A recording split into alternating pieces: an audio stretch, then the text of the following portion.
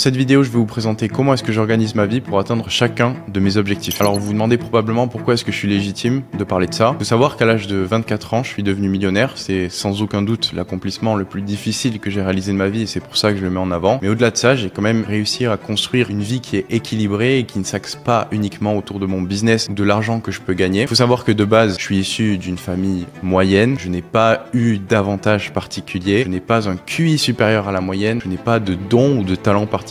Ce qui m'a permis d'en arriver là, c'est qu'à l'âge de 18 ans, je me suis assis à mon bureau après avoir lu le livre Les 7 habitudes de ceux qui réalisent tout ce qu'ils entreprennent de Stephen Covey et je me suis mis à écrire mon énoncé de mission personnelle. C'est l'exercice de développement personnel le plus fort et le plus puissant que j'ai jamais effectué de ma vie. Et ce que je veux faire dans cette vidéo, c'est vous aider à le mettre en place aussi pour que vous puissiez atteindre vos objectifs ou tout du moins avancer quotidiennement vers vos rêves et vous voir progresser, vous voir évoluer de manière à ce que d'ici quelques mois ou quelques années, vous soyez fiers du chemin que vous avez parcouru. Dans cette vidéo, on va donc voir un framework en 5 étapes sous la forme d'une pyramide. Et la première étape de ce framework, c'est la vision. Alors cette vidéo, elle ne va pas être théorique. Je vais pas vous expliquer 1 milliard de choses pendant que vous m'écoutez.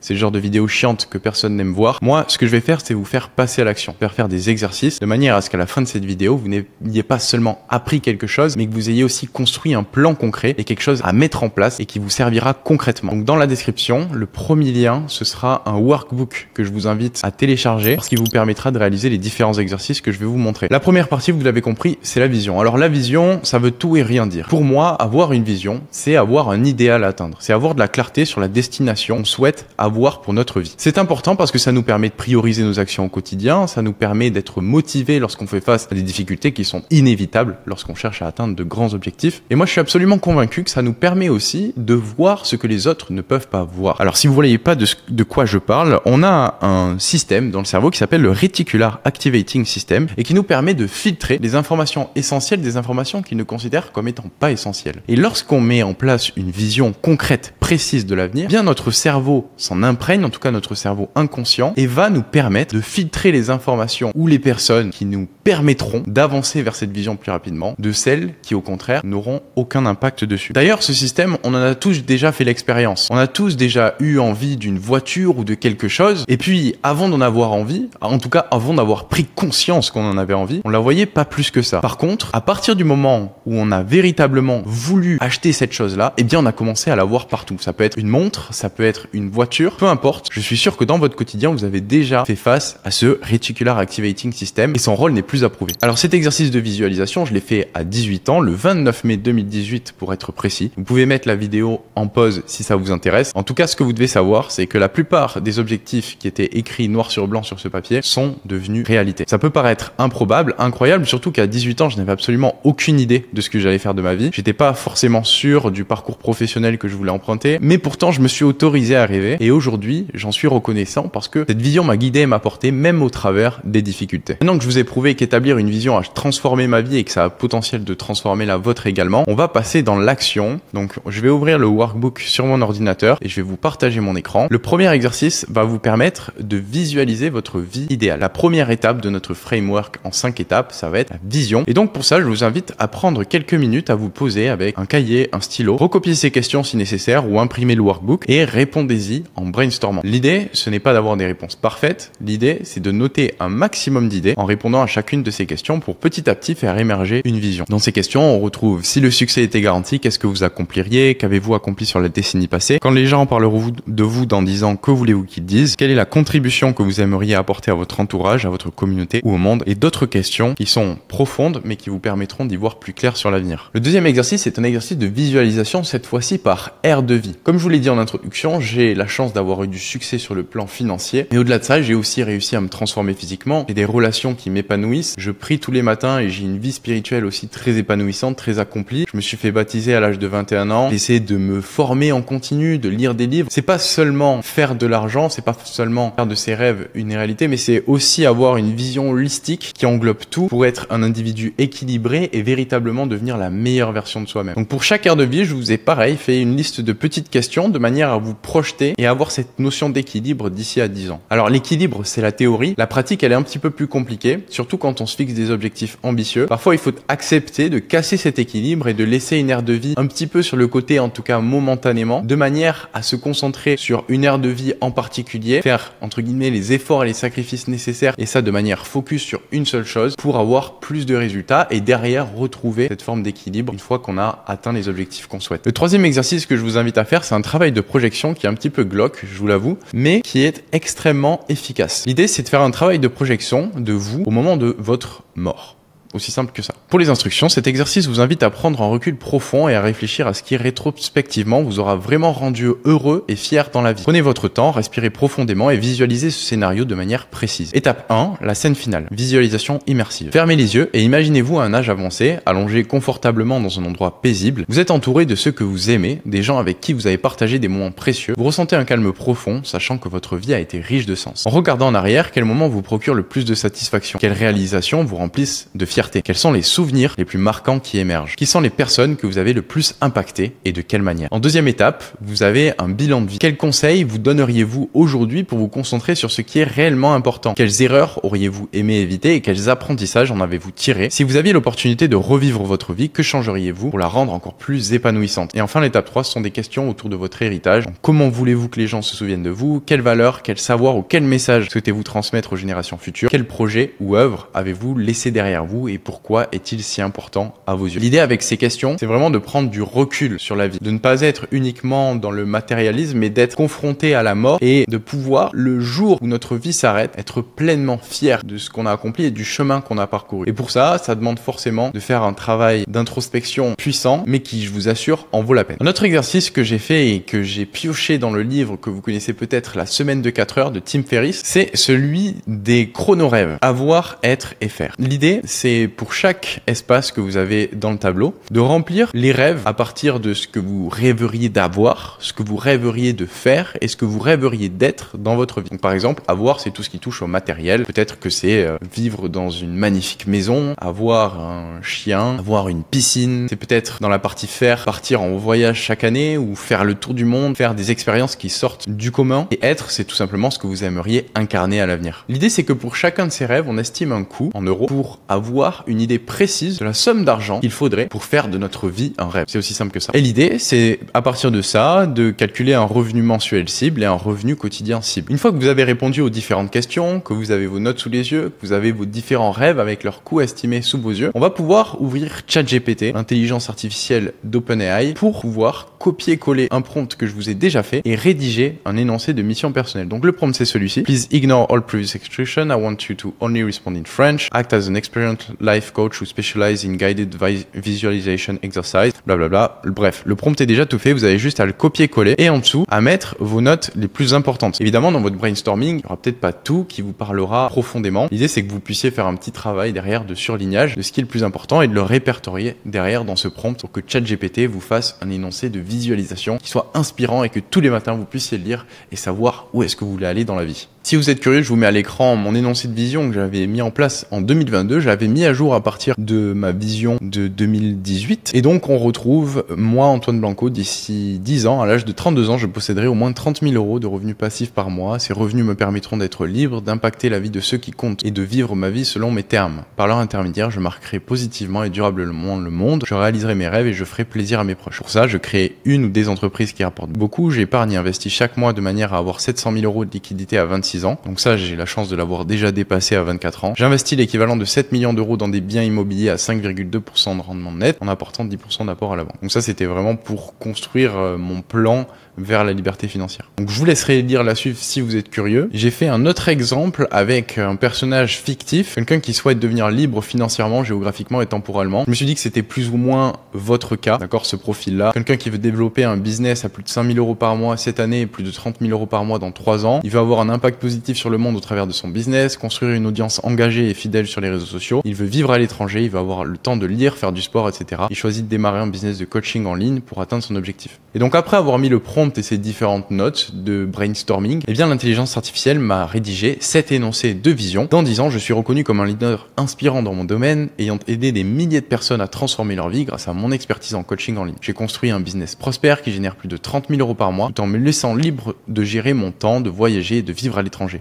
Mon impact ne se limite pas à des chiffres, j'ai créé une communauté engagée et fidèle qui partage mes valeurs de croissance, de bienveillance et de liberté. Chaque jour, je me réveille avec un profond sentiment de gratitude et de paix intérieure, sachant que je vis en alignement avec ma mission de vie. Ma routine quotidienne reflète cet équilibre, je commence mes matinées par des rituels spirituels et une séance de sport qui me maintiennent en pleine forme physique et mentale. Donc l'idée, vous voyez, c'est de reprendre les différents éléments et d'en faire un texte qui soit véritablement inspirant, qui nous prenne aux tripes. Une fois que vous avez votre énoncé de vision qui est rédigé, je vous invite à le copier et à le coller ici pour le garder sous les yeux ou à l'écrire même sur un carnet si vous le voulez. Et enfin, le dernier exercice que je vous invite à faire, c'est celui du vision board. Si vous savez pas ce que c'est, l'idée c'est à partir d'images copier-coller sur un tableau, de pouvoir avoir une vision claire de ce que vous voulez pour l'avenir. Donc moi par exemple, mon vision board que j'ai fait en 2023 et que j'ai toujours sur mon téléphone, j'ai pas mon téléphone à proximité, mais je l'ai toujours en fond d'écran de mon téléphone, c'est une partie parce que je suis croyant, j'ai la foi, une partie parce que j'ai envie, voilà, à l'avenir de contribuer positivement à des personnes qui sont dans le besoin. Ça c'est pour la paix intérieure, pour l'immobilier, parce que j'ai envie d'inspirer un maximum de personnes et d'être à l'aise en parlant en public. Ça parce que c'est la famille, c'est mes frères. Ici c'est la famille également. Là ça symbolise le physique idéal de la femme que j'aimerais avoir. Ici c'est parce que je suis passionné d'aéronautique, parce que j'aimerais écrire un best-seller. Ça c'est parce que j'ai envie de continuer à développer mon audience sur les réseaux sociaux et à inspirer un max de monde. Ça c'est pour la forme physique et la santé de manière globale. Voilà, l'idée c'est d'avoir en une seule image tout ce qui nous inspire et tout ce qui représente la vision idéale qu'on a à 10 ans. On va maintenant passer à l'étape 2 de notre framework qui est la mise en place d'objectifs et de Key Results, autrement appelé aussi le système OKR. Alors, pour te montrer l'importance de ce système, pour te fixer des objectifs concrets, j'aimerais qu'on revienne sur une erreur que j'ai faite en 2019. En 2019, j'avais fait le même travail de visualisation. Le problème, c'est que j'avais des objectifs qui n'étaient pas clairs. Et donc, quand j'ai fait mon bilan à la fin de l'année, le 11 novembre, en l'occurrence, j'avais mis une petite note. Des objectifs peu clairs pour certains, d'autres ressemblent plus à des habitudes, donc difficile de dire si oui ou non ils ont été tenus. En effet, en 2019, l'erreur que j'ai fait, par exemple, on voit s'entraîner aux différents tests, faire un plan. Concrètement, c'est difficile de savoir si l'objectif a été atteint ou pas. Pareil, ici, avoir plus de masse musculaire, être plus lourd, c'est bien, mais c'est pas suffisant. On ne peut pas savoir à la fin de l'année si oui ou non on a réussi à atteindre un objectif précis. Donc l'idée, ce serait de le préciser en disant, par exemple, gagner 5 kilos de masse musculaire. Comme vous pouvez le voir, en 2019, j'avais organisé ça du coup par aire de vie. Ici, j'avais tout ce qui était vie professionnelle. À l'époque, mon rêve, c'était de devenir pilote. Donc, j'avais passé des concours EOPN pour entrer pilote de chasse dans l'armée,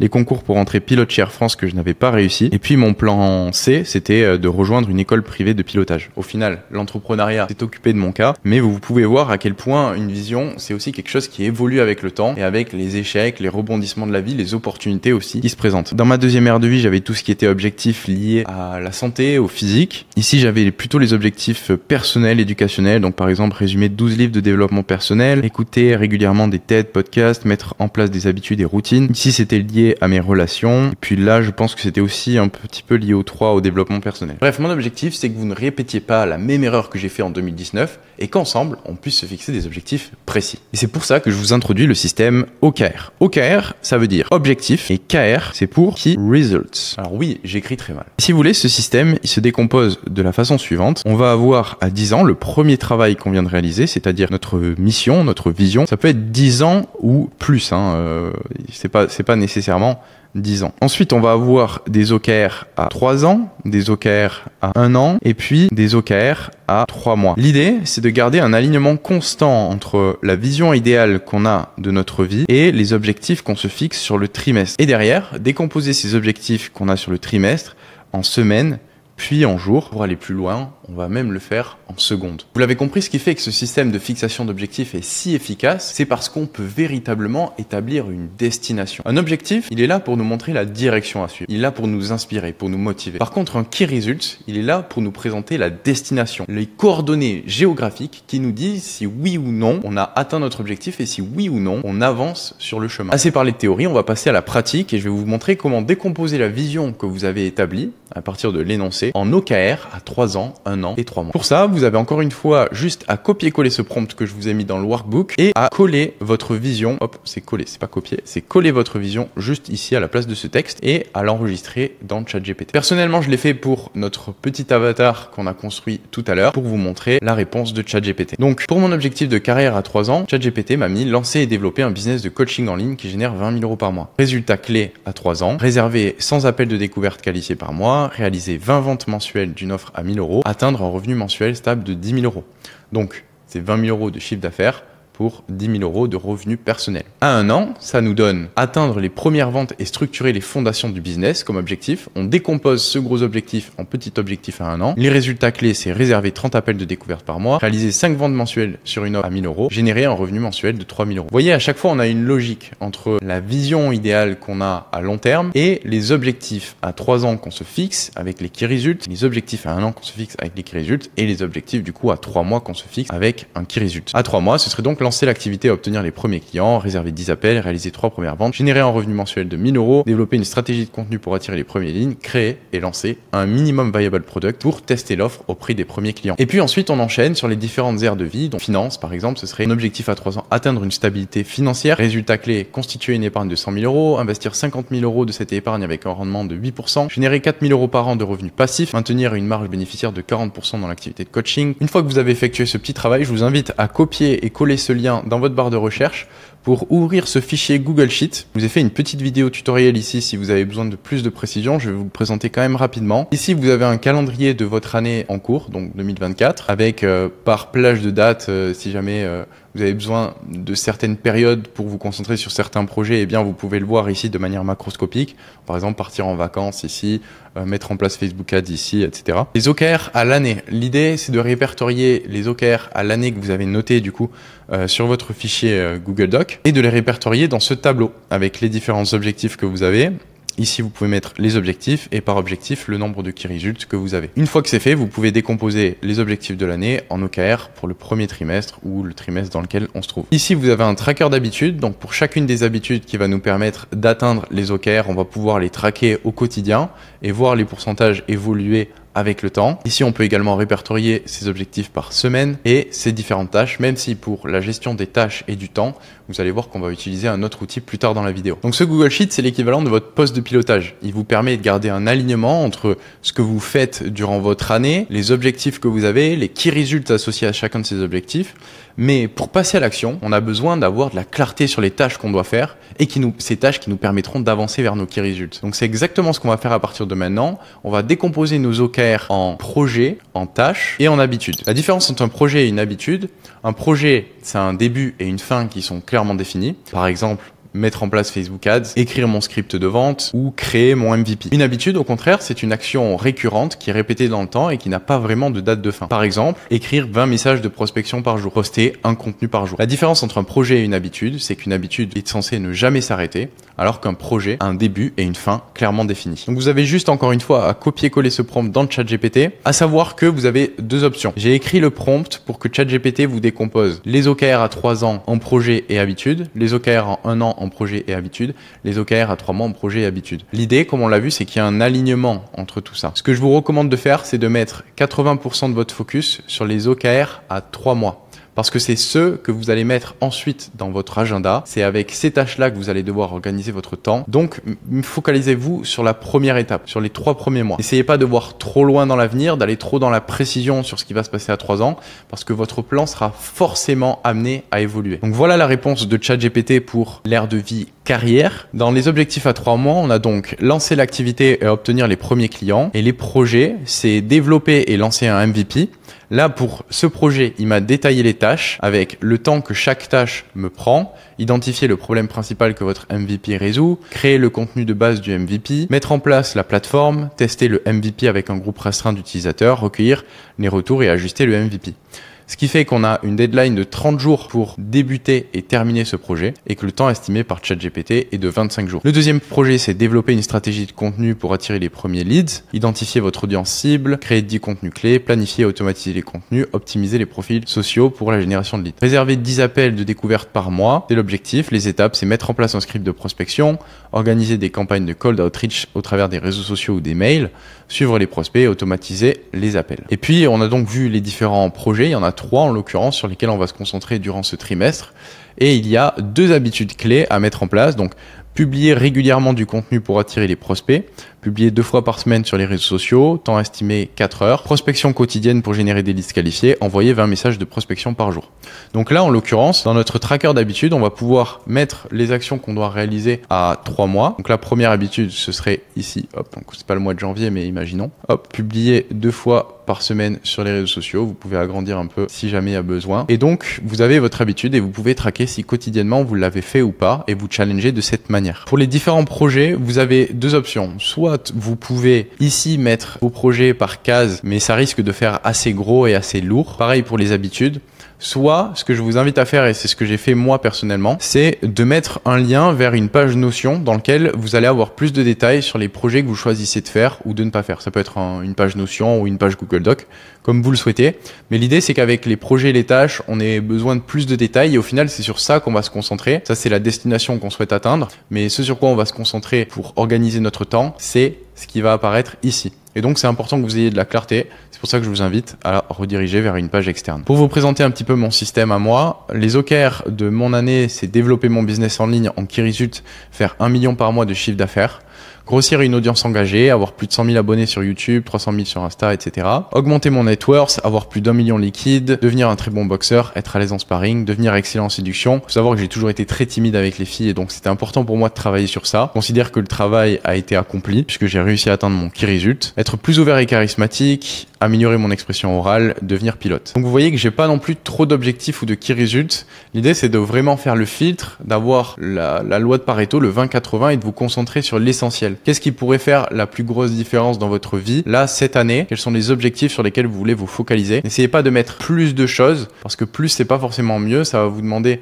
de mieux organiser votre temps et c'est plus difficile. Si vous voulez obtenir des résultats exceptionnels et comme je vous l'ai dit en début de vidéo, parfois il faut savoir mettre entre parenthèses certaines aires de sa vie pour pouvoir accélérer. Vous pouvez voir que dans ma vie spirituelle, par exemple, je n'ai pas d'objectif concret ou de key results. En revanche, j'ai l'habitude de prier chaque matin sans exception 5 minutes, d'aller à la messe de temps en temps, mais je n'ai pas envie de me mettre la pression, en tout cas une pression supplémentaire dans cette période de ma vie, peut-être que ça viendra plus tard, je ne sais pas, mais dans cette période de ma vie, sur ma spiritualité, parce que c'est quelque chose qui me nourrit et qui me fait du bien, mais je veux pas me rajouter de pression supplémentaire. Une fois que les actions à réaliser sont claires, je vous invite à copier-coller ce lien dans votre barre de recherche Google et ouvrir ce logiciel qui s'appelle Motion. Motion, c'est une gestion de votre temps qui est optimisée par l'intelligence artificielle. Je l'ai mis en place très récemment, la semaine dernière, et je trouve que c'est extrêmement bien fait et que c'est l'avenir de la gestion de son temps et de la gestion des tâches. Et donc, c'est pour ça que je veux vous le présenter. Pour faire assez simple, dans Motion, vous avez ici la possibilité de mettre en place vos différents projets. Donc moi, là, ici, je suis sur mon objectif, développer ma personal brand. Vous voyez, hop, vous regardez l'alignement. Ici, donc c'est cet objectif-là, grossir une audience engagée / développer ma personal brand. C'est la même chose. Et du coup, ici, j'ai mes différents projets, d'accord? J'ai mes key results qui sont notés ici et l'organisation de mes projets est ici. Donc là, par exemple, j'ai mes différentes vidéos YouTube qui vont sortir, les short forms que je dois faire, etc. Ça, c'est un projet. Donc, il y a une date de début et une date de fin. Par exemple, ma prochaine vidéo YouTube, ce sera celle-ci, 30 conseils business en X minutes. Et pour chacun des projets, je peux le détailler en liste de tâches. Donc, ce que vous a donné ChatGPT, hop, ici, avec les différentes tâches, vous pouvez le répertorier ici. Et pour les tâches, ChatGPT vous a mis les deadlines, donc 2 jours, le temps que ça prend. Vous pouvez mettre, hop, si on clique sur par exemple outline de la vidéo, c'est une tâche. Vous pouvez mettre le temps que cette tâche va vous prendre approximativement. Si vous n'en avez aucune idée, vous pouvez demander à ChatGPT. Vous pouvez mettre à quelle date est-ce que vous souhaitez la démarrer et la deadline maximale que vous ne voulez pas dépasser. À partir de toutes ces informations, l'intelligence artificielle va organiser votre calendrier en fonction des priorités que vous avez établies. Chaque tâche a un niveau de priorité et va d'elle-même organiser votre emploi du temps. C'est très pratique. Je crois que Motion, ça coûte 30 € par mois, quelque chose comme ça. Il y a 7 jours gratuits si vous voulez l'essayer et voir si ça peut vraiment vous aider.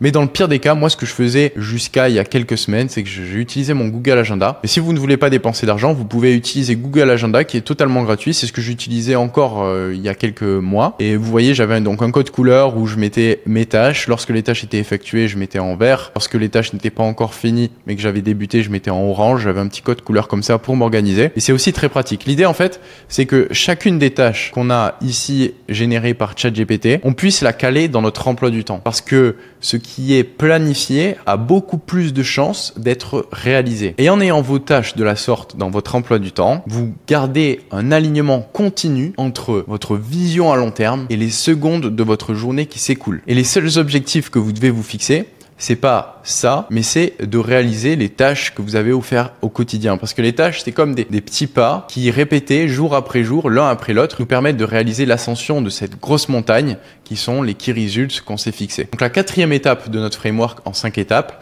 c'est la mise en place de ces actions dans votre agenda. L'idée, c'est d'utiliser soit votre temps, soit votre argent pour que ces actions soient réalisées. Au début, la seule chose que vous avez si vous n'avez pas encore de business, c'est votre temps. Vous ne pouvez pas utiliser d'argent pour acheter le temps des autres de manière à ce qu'ils fassent ces tâches pour vous.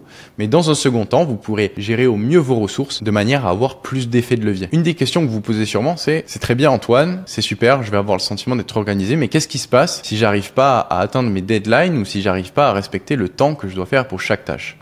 Il faut savoir que notre cerveau est extrêmement mauvais à estimer le temps qu'une tâche peut nous prendre. Donc moi, de manière quasi quotidienne, je mets plus de temps que ce que j'avais anticipé pour effectuer ce que j'ai à faire. Mais ce qui est vraiment important, et ça nous mène à notre 5e étape de notre framework en 5 étapes, c'est de ne jamais abandonner. Cette faculté à persévérer, à ne jamais abandonner sur des objectifs qu'on a à très long terme, c'est ce qui sépare les gens qui vivent une vie à hauteur de leurs ambitions et le reste de la population. Avoir du grit, c'est pas seulement continuer quand ça devient difficile, c'est persévérer au travers des échecs, de la difficulté, des doutes et de ne pas perdre de vue la destination qu'on souhaite atteindre.